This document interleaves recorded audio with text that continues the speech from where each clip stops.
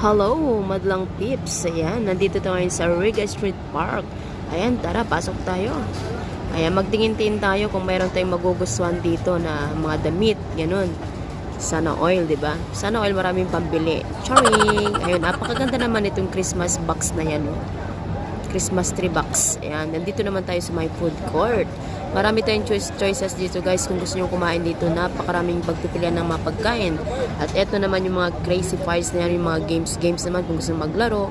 Meron din sila dito guys. Ayan, dito lang yung matatagpuan sa Riga Market Park. Ayun.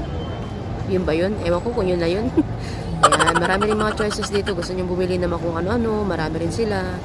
Ayan, basta ako, ang purpose ko lang dito, magtingin lang ako pag may makita akong jacket na magustuhan ko kasi tiglamig na dito. Marami akong jacket pero gusto ko lang magtingin ng iba pang klase ng jacket ba guys. Ayan. Tapos ayan, nasusulyapan natin ang dambuhalang Christmas tree dito sa may Riga Market. Ayan, yun oh. Napakaganda, napaka-colorful, nanginingning ang mga bituin, ang mga ringning, ang mga bituin, charot lang. Yung kanyang mga Christmas light na kinabit nila, napakaganda. Daming decoration oh.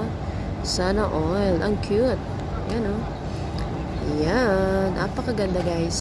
Guys, ang dambuhalang Christmas tree dito sa may Riga Market Park. Yan.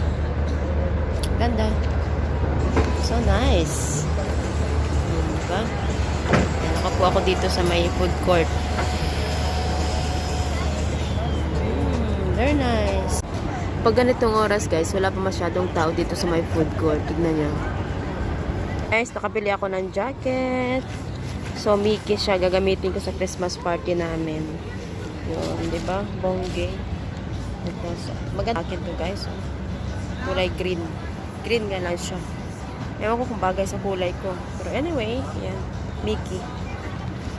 Ayan. So, ito lang yung purpose ko dito, guys. Nagbili lang ako ng gagamitin ko sa Christmas party din namin. Magja-jacket ako kasi malamig.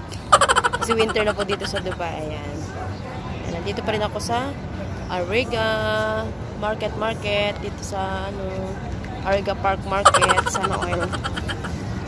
And thank you for watching.